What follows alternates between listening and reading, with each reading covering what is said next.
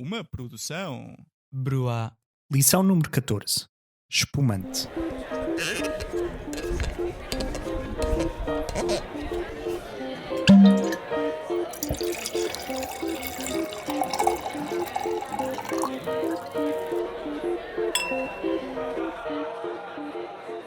Não é por estarmos presos em casa que não podemos aproveitar um bom vinho.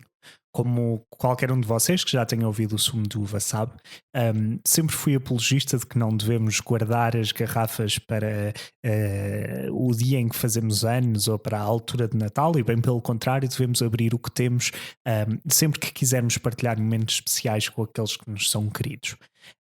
E se há altura para partilharmos momentos especiais e para festejarmos e celebrarmos com as pessoas com quem estamos, parece-me que esta altura é particularmente indicada para fazê-lo. E, portanto, já antes de se ouvir falar desta história de Covid-19, eu queria fazer um episódio dedicado aos espumantes e ao vinho espumante, aqui no Sumo de Uva. Mas parece-me que este episódio veio a calhar numa altura muito particular, porque o espumante, como vocês certamente saberão e como já estarão fartinhos de saber da vossa própria cultura e da vossa própria vida, o espumante é o tipo de vinho que normalmente é associado a festas, a banquetes, a casamentos, a celebrações. E é muito importante que não deixemos de celebrar nunca. Se é o vosso aniversário, abram uma garrafa de espumante, mas uma garrafa de espumante também merece um lugar naquela sexta-feira à noite com a pessoa que amam para celebrar um fim de uma semana muito difícil numa altura muito complicada. Portanto, vamos beber espumantes não só porque os espumantes nos lembram festas e celebrações, mas, como veremos, porque o espumante é uma porta de entrada e é uma ponte para alguns dos melhores vinhos que se produzem em Portugal e no mundo, e porque há sempre razões para abrirmos uma garrafa de espumante e celebrarmos, quanto mais não seja o facto de aqui estarmos, de aqui continuarmos e de estarmos vivos, em suma.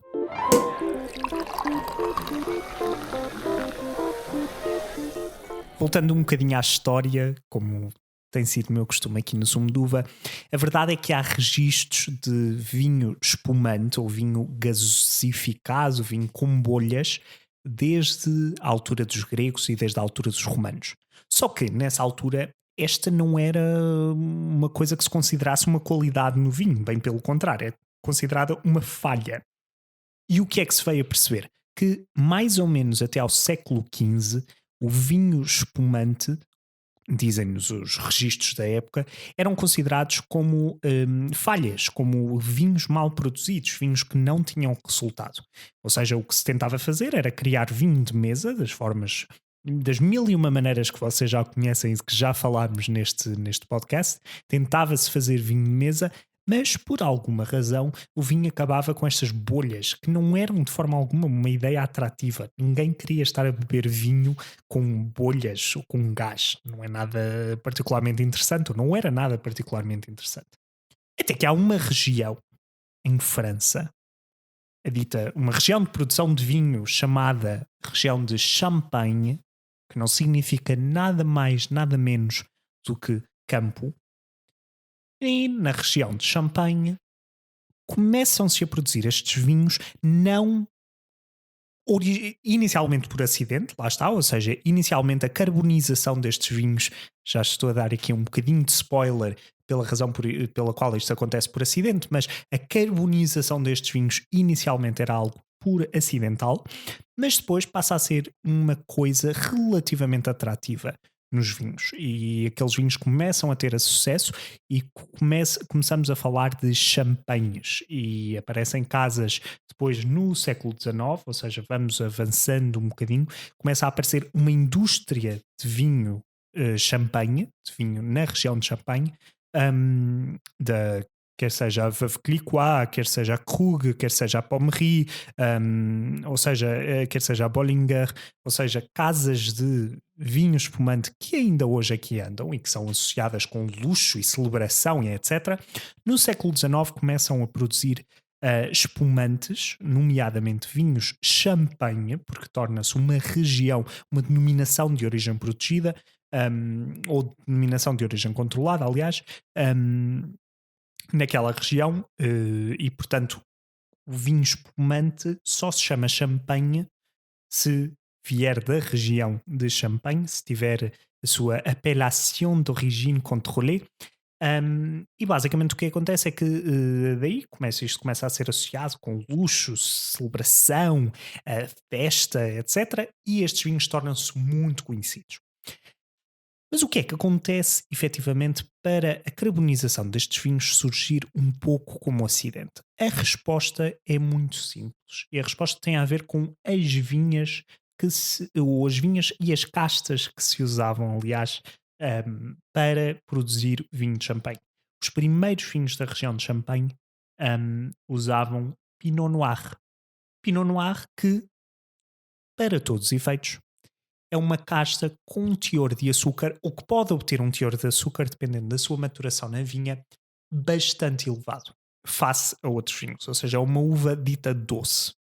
E por ser uma uva doce, vem-se a perceber que quanto mais açúcar existir numa garrafa durante um processo de fermentação, mais carbonização acontece posteriormente depois da fermentação, ou à medida que a fermentação acontece. Não sei se alguma vez beberam uma coisa, por exemplo, que se chama kombucha, mas a kombucha não é nada mais, nada menos do que um chá extremamente adoçado em que uma levedura ou uma bactéria vai consumindo os açúcares que ali estão e libertando dióxido de carbono, libertando gás. E é assim, efetivamente, que começam a aparecer estes vinhos por acidente, ou que aparecem estes vinhos por acidente, feitos com uvas com um teor particularmente elevado de açúcar em combinação com uma concentração particularmente elevada de leveduras. Ou seja, não é nada mais, nada menos do que uma fermentação levada ao extremo, por assim dizer.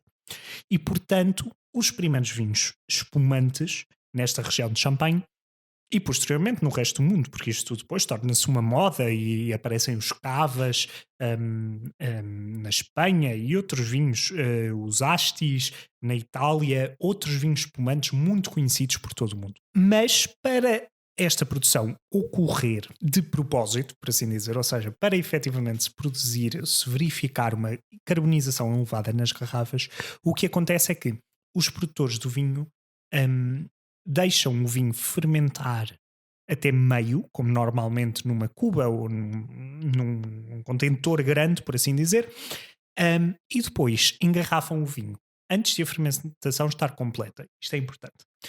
Antes da fermentação estar completa, engarrafam o vinho, mas na garrafa colocam mais açúcar, literalmente só açúcar branco, açúcar. Para quê? Para se dar um segundo processo de fermentação já quando o vinho está engarrafado. E, portanto, esta carbonização que nós temos nos vinhos espumantes é uma carbonização natural que ocorre através desta segunda fermentação, desta fermentação já em garrafa, do contacto de um líquido fermentado e de leveduras e bactérias próprias do terroir onde se produz este vinho, juntamente com uma quantidade de açúcar que é aditada ao vinho, por assim dizer. E, portanto, é isto que leva a uma fermentação em garrafa, posteriormente, e é por causa disto que, sempre que nós bebemos um espumante, ou sempre que nós vamos abrir um espumante, a partir do momento em que tiramos a rede protetora da rolha daquela garrafa, estamos em risco que a rolha exploda, porque aquela garrafa, de uma forma que não acontece em todos os outros vinhos de mesa que vocês bebem, mas aquele vinho, para todos os efeitos, continua num processo de fermentação e continua num processo de carbonização até ao momento em que vocês o abrem. Portanto, está sempre sob pressão, a rolha está sempre sob pressão, e sobre esse aspecto, de certeza que há outros podcasts da Bruá que vocês podem ouvir, nomeadamente o Achei Interessante, que é sobre ciência, onde certamente o Hugo terá muito mais prazer, muito mais jeito para explicar como é que estas coisas todas funcionam do que eu, mas de uma forma geral é assim que acontece este processo, é assim que se dá este processo de carbonização.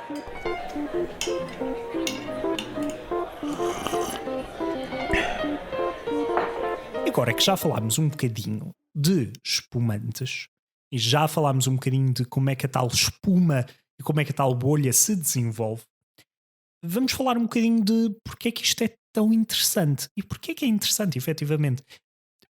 Por causa da questão textural, para todos os efeitos. Ou seja, sempre que nós bebemos um espumante, não estamos só a beber um líquido, estamos a beber um líquido carbonizado, estamos a beber um líquido com uma textura adicional, que é uma bolha. Ou seja, na análise organoléptica que fazemos do vinho, que nós já sabemos como fazer, já sabemos como escrever notas de prova, isto não é nada de novo, meninos. Já sabemos como fazer isto tudo desde há muito tempo, desde o início desta escola de vinhos que é o sumo de uva. E se não sabem fazer uma análise organoléptica a um vinho e se não sabem escrever uma nota de prova, recomendo-vos que voltem ao início, voltem à terceira lição. Agora que estamos em altura de telescola, está na altura ideal para vocês irem ouvir todos os episódios do sumo de uva. Mas o vinho espumante basicamente cria um elemento adicional nas nossas notas de prova. É importante que o tenhamos em conta, que é a bolha. Esta questão textural é uma questão que nós também vamos analisar para além dos taninos, para além da acidez, para além dessas histórias todas. Também vamos ter de analisar, se quisermos escrever uma nota de prova boa para um vinho espumante, vamos ter de escrever, vamos ter de ter em conta a bolha. E não há melhores bolhas neste país do que as bolhas da região da Bairrada. Peço-vos imensas desculpas, peço desculpa a qualquer pessoa. Já bebi vinhos espumantes muito bons do vinho verde, da região dos vinhos verdes. Já bebi vinhos espumantes muito bons da região do Alentejo. Já bebi vinhos espumantes muito bons da região do Douro, mas não. Pá, desculpem, não dá. Não há melhores vinhos espumantes em Portugal do que os vinhos da Bairrada.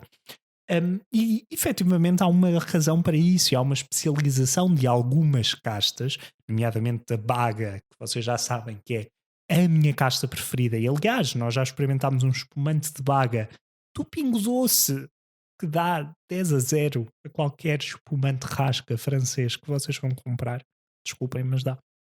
E também de algumas castas brancas típicas da região, nomeadamente da Bical e da Maria Gomes.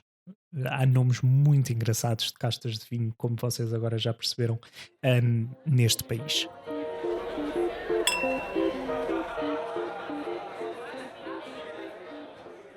Nem só de vinho é feito o homem. De vez em quando também temos de fazer outras coisas para descontrair. E é por isso que esta temporada do Sumo de Uva é patrocinada pelo Rising Lords, um novo jogo que se passa na Idade Média, turn-based, mas que também mistura elementos de estratégia, em que podemos aumentar e evoluir o nosso reino e preparar os nossos exércitos para entrar em batalhas gloriosas com até mais 4 jogadores num modo multiplayer fantástico. Muito obrigado ao Rising Lords por continuar a permitir que nós vos falemos de vinhos interessantes que vocês podem beber enquanto entram em batalhas míticas contra os vossos arqui-inimigos noutros reinos. O Rising Lords, claro, sai na Steam no dia 24 de Abril em Early Access. Procurei.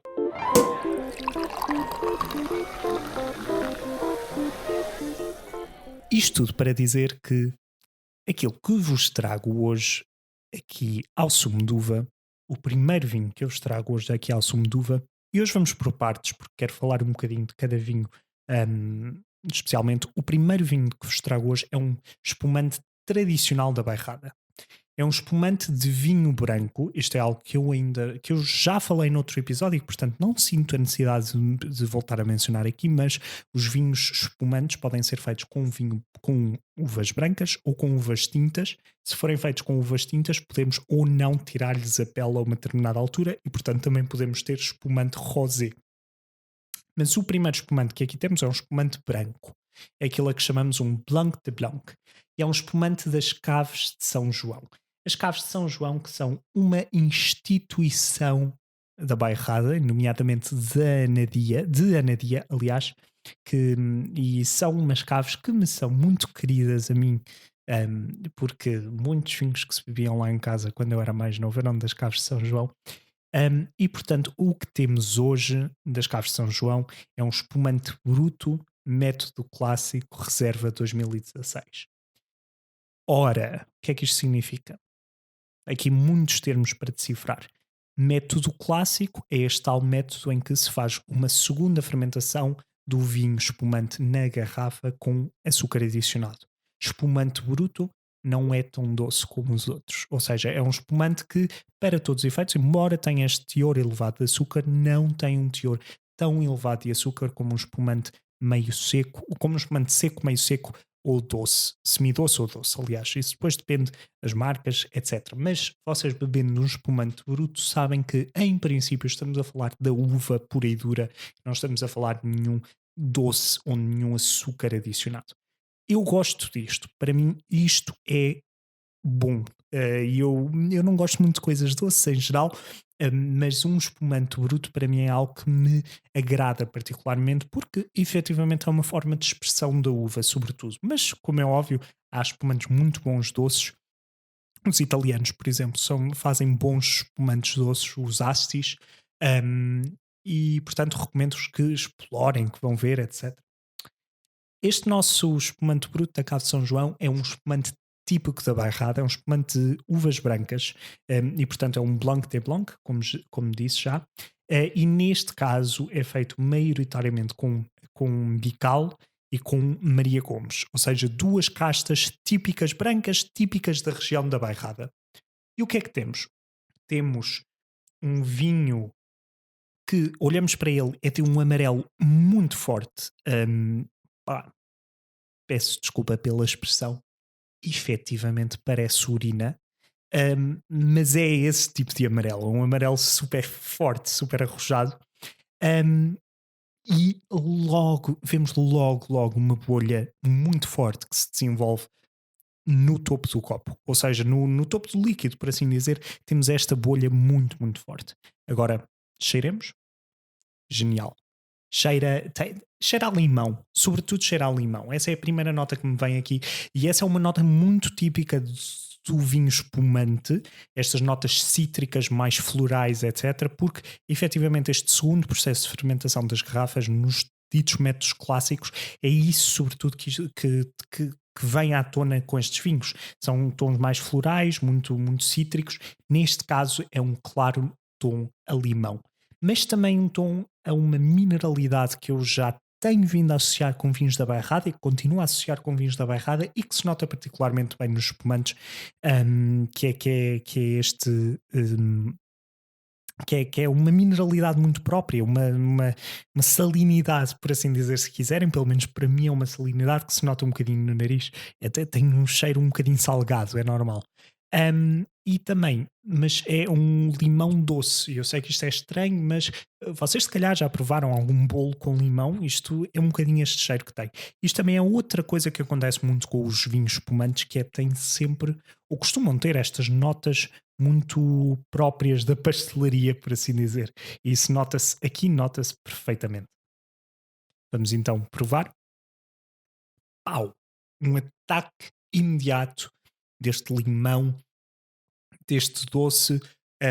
Agora já parece um bocadinho que estamos a comer um croissant, é esse tipo de manteiga, creme, etc., misturado com a nota muito cítrica do limão, super fresco, ou seja, é um vinho muito fresco, não é minimamente pesado. Estas bolhas vêm para a nossa boca, em termos de textura, estas bolhas vêm para a nossa boca e dissolvem-se na nossa boca.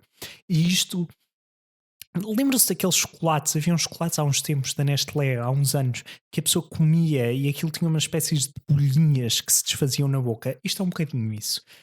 Ou se calhar o chocolate é feito para imitar mais isto. Mas é uma experiência, sensorialmente, isto é uma experiência muito interessante.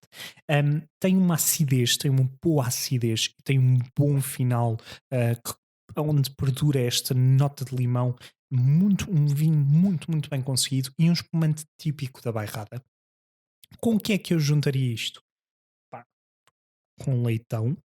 Isso é a primeira coisa que eu posso dizer, que eu juntaria isto com leitão, mas na verdade eu faria uma mistura disto com qualquer coisa com que eu fosse juntar um vinho tinto relativamente elegante, ou seja, um bife, uma carne assada, um peixe, qualquer uma dessas coisas, uns cogumelos, uns espargos. Se calhar espargos funcionaria bem aqui, mas um sushi, por exemplo, eu adoro juntar espumantes com sushi e isto funcionaria muito, mas muito bem aqui. Um grande vinho, um vinho bastante barato, devo dizer, e um vinho, um grande exemplar do que é um espumante clássico da bairrada de uma instituição como as Caves de São João. O nosso segundo vinho é um vinho que para mim é sempre uma coisa muito entusiasmante, é um vinho que eu já bebi várias vezes para terem noção foi um dos meus hum, espumantes de passagem de ano, é um dos meus espumantes de passagem de ano sempre que eu consigo arranjar. Também é um espumante bruto, ou seja, novamente, para mim eu gosto desta questão da uva, desta questão da acidez, desta questão do tanino, desta questão da bolha, são coisas que eu gosto, portanto, continuamos com um espumante bruto, mas aqui algumas diferenças face ao. Também é um espumante da bairrada, também devo dizê-lo, também é um espumante bairradino, mas com algumas diferenças face a estes espumantes clássicos, por assim dizer, de que o espumante bruto das Caves de São João é um bom exemplo. E o que é que estamos a falar aqui? Primeiro estamos a falar de um espumante da Filipa Pato. E se não conhecem este nome, deviam, porque há um nome muito conhecido que é o Luís Pato, na região da Bairrada, e Luís Pato é um grande produtor de vinhos e um grande guardião de uma casta que é a Baga e de outras castas típicas da Bairrada, mas nomeadamente da Baga. E ele faz vinhos extremamente conceituados e espumantes, muito bons e de uma enorme qualidade e que de certeza poderíamos provar aqui no programa. A filha dele, a Filipa Pato, tira a Engenharia Química e vai estudar e vai trabalhar para a Austrália. Vai trabalhar para o Novo Mundo, a fazer vinho. E portanto, que ela volta com um manancial de informação e com à vontade com o vinho, em que decide vamos pegar nestas castas típicas da bairrada, efetivamente, nestas castas de que se fazem estes espumantes destas instituições muito conhecidas como as Caves de São João, e vamos fazer uma coisa um bocadinho diferente. Primeiro vamos fazer vinho biodinâmico. E nós já falámos aqui do que é vinho biodinâmico, são vinhos cujo processo de produção e a agricultura que lhe está subjacente, a viticultura mais especificamente, respeita determinadas regras um bocadinho esotéricas sobre as fases da lua e sobre a agricultura, etc., que dão alguma vibrância aos vinhos, ou que se diz dar alguma vibrância aos vinhos, mas uma agricultura biológica, isto é importante, um, e começa a produzir vinhos que apelida de vinhos sem maquilhagem, ou seja, vinhos sem muita intervenção, que representem muito bem e que representam muito bem, já vos estou aqui a dar alguns spoilers sobre o que vamos beber, o terroir típico da bairrada, os poderes tânicos, por assim dizer, da baga, isso nota-se muito bem nos vinhos tintos dela, que eu recomendo extremamente que vocês experimentem para poderem ver o que é um vinho feito com baga fresco, que não precisa de muitos anos na garrafa, uma coisa espetacular. Então o que temos aqui hoje é o espumante Filipa Pato 3B Bruto Rosé. Ou seja, pau, logo à partida, uma diferença, falamos de espumante rosé. Não é uma coisa necessariamente nova, aliás, é uma coisa muito tradicional na bairrada também, mas é uma coisa logo aí à partida um bocadinho diferente para vocês que acham que os espumantes se começam e acabam no que é um champanhe, no que é um Dom Perignon e etc. Espumante rosé, neste caso feito com uma casta tinta e com uma casta branca, portanto um rosé de mistura, feito a partir de baga, ou seja, uma casta super tânica, acídica, muito típica da bairrada, que produz vinhos que não são para toda a gente, com um cheirinho a petróleo, uma coisa muito interessante. E depois Bical, Bical, a grande uva branca da bairrada também, super acídica também, com muita mineralidade, parece que é uma onda de mar a vir para cima de nós no que diz respeito a um vinho branco. Estas duas coisas juntam-se para produzirem um espumante rosé, bruto, sem maquilhagem, um, com o que quer que a natureza nos tenha trazido naquela altura, como diz a Filipa tão bem na descrição da garrafa. E um extra bruto ainda por cima. Na verdade é isso que estamos aqui a beber. Um, olhando para ele é de um rosa escuro, quase a ir para o vermelho, com uma bolha muito agressiva, ainda mais agressiva, mais normal que o anterior. Falta-me dizer que é um vinho também produzido com recurso ao método tradicional, ou seja, em termos de produção não muda, em termos de produção do espumante e em termos de gasificação não muda face ao anterior. Olhando para ele lá está, um rosa escuro, quase vermelho, com uma bolha muito agressiva em cima, menos controlada, etc. Vamos cheirar. Qualquer coisa de estupendo. Para mim, este vinho tem. Eu já provei este vinho muitas vezes, mas tem qualquer coisa de vegetal. É um bocadinho como estarmos a cheirar um chão de floresta, e para mim, isto é efetivamente esta tal mistura entre a baga, que é uma casta muito agressiva do ponto de vista tânico, muito agressiva no cheiro, que não é uma casta para toda a gente, e a bical com a sua mineralidade, e de repente parece que estamos aqui no meio da floresta, que estamos a cheirar um bocadinho de musgo. É um cheiro muito interessante, mas muito fresco também, porque também tem esta tal característica cítrica. É um bocadinho estranho de explicar um espumante rosé. Para mim sempre foi uma coisa um bocadinho estranha de explicar, porque não se resume a uma flor, não se resume a uma fruta, mas sim, está aqui o cítrico, está aqui o limão, mas também está aqui uma cereja, também está aqui um morango, se calhar o morango, sim, que é muito mais próximo daquilo que eu associo com a baga. Está aqui o morango, por assim dizer, e estas duas coisas estão aqui a combater um bocadinho no nariz.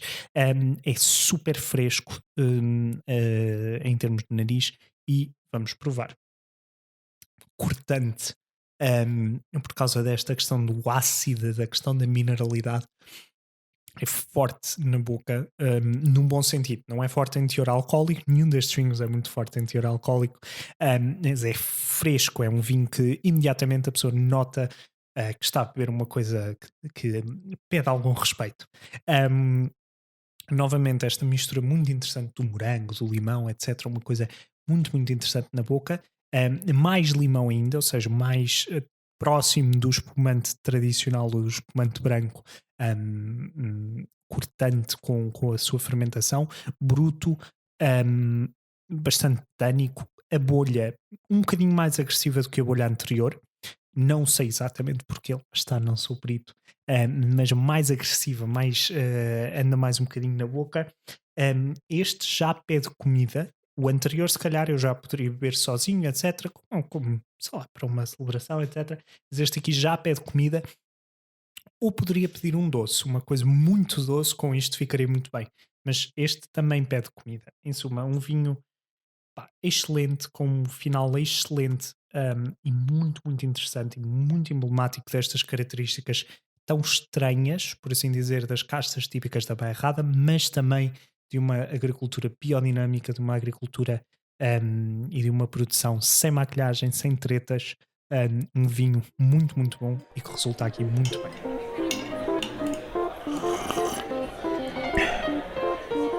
E finalmente temos aqui uma coisa um bocadinho diferente, que vos trago hoje.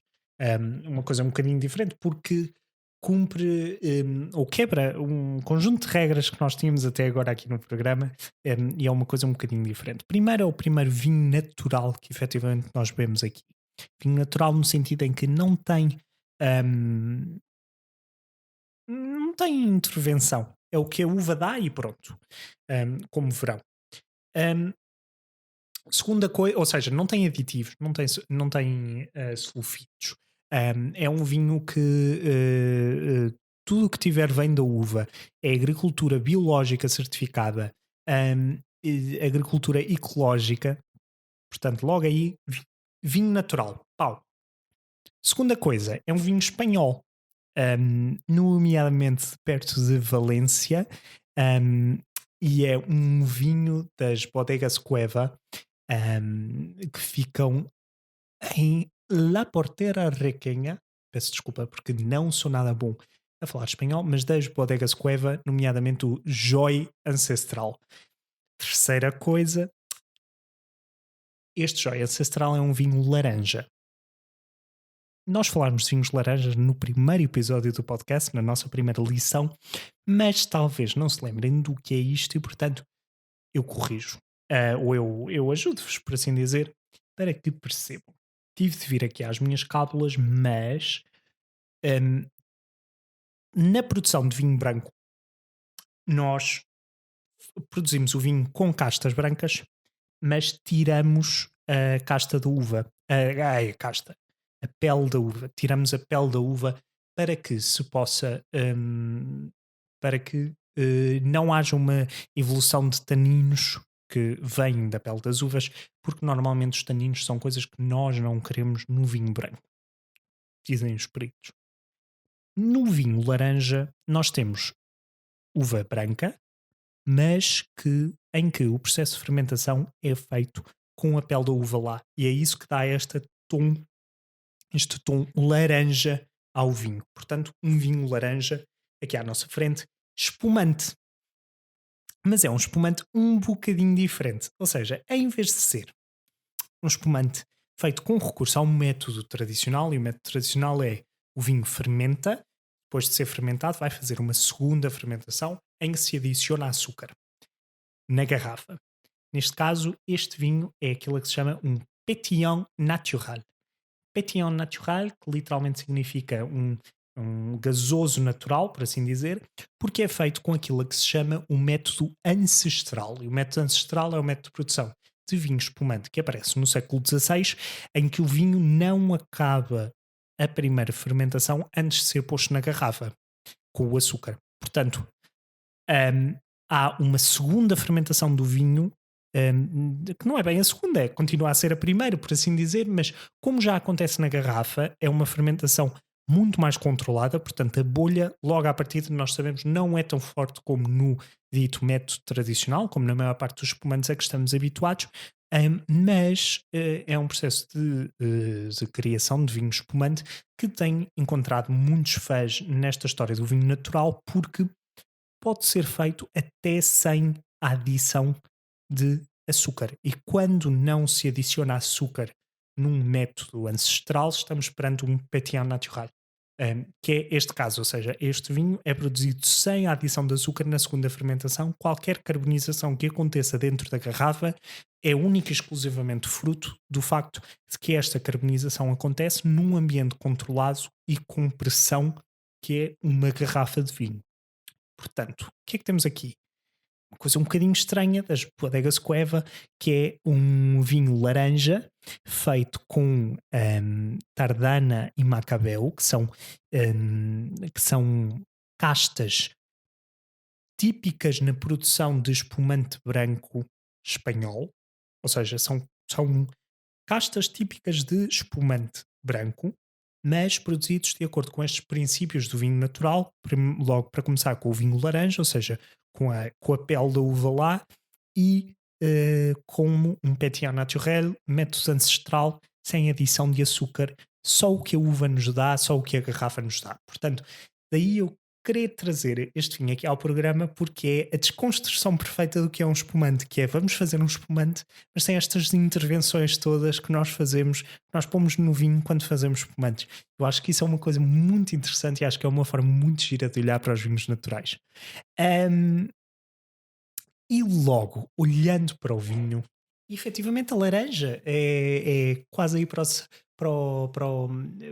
o amarelo também, ligeiramente enublado, ou seja, nota-se que há aqui qualquer coisa no vinho. A bolha não é muito forte, e quase que não se nota depois de colocarmos o vinho no copo. A bolha quase que desvanece, pelo menos quando olhamos para ele. No nariz, é curiosamente bem mais doce do que todos os outros vinhos que nós cheirámos até agora, embora não tenha o tal açúcar adicionado. Mas tem estas notas muito cítricas também, muito limão, muita laranja até, muito próprias destas tais uvas usadas para fazer espumante, mas com uma acidez relativamente mais baixa face aos espumantes produzidos com recurso ao método tradicional que nós já experimentámos hoje. Portanto, agora eu estou curioso para provar. Abanei um bocadinho só para tentar produzir mais bolha e efetivamente produziu mais bolha. Fresco, super fresco. A bolha é leve, mas produziu mais bolha do que eu estava à espera até olhando para ele, ou seja, embora não se veja a bolha está lá, um, e veio à boca, e produziu uma textura interessante, mas é uma bolha diferente, porque é uma bolha bem mais leve, é uma bolha bem mais, é uma carbonização bem mais leve. Mas é um vinho super fresco, lá está com estas notas cítricas, laranja, limão, coisas muito interessantes, com menos mineralidade que os vinhos da Bairrada, mas também acredito que isso terá a ver com o facto de não serem vinhos da Bairrada, por assim dizer, de ser um vinho espanhol. Um, mas uma experiência muito interessante e um vinho que eu beberia sozinho ou que juntaria com um peixe. Juntaria, e aliás juntei, porque efetivamente não é a primeira vez que eu estou a provar este vinho. Já juntei isto com um peixe assado e funcionou muito, mas muito bem. E tem um final muito interessante. Eu gosto de vinhos naturais e eu gosto de vinhos de laranja. E os vinhos de laranja têm uma característica ligeiramente mais térrea. Também não sei explicar isso muito bem, mas são bem mais térreos do que os vinhos brancos normais. E este aqui está efetivamente um grande exemplo de um vinho natural, um vinho laranja. É uma coisa muito interessante, uma experiência muito interessante, que acho que certamente alegrará o dia de qualquer pessoa que estiver confinada em casa.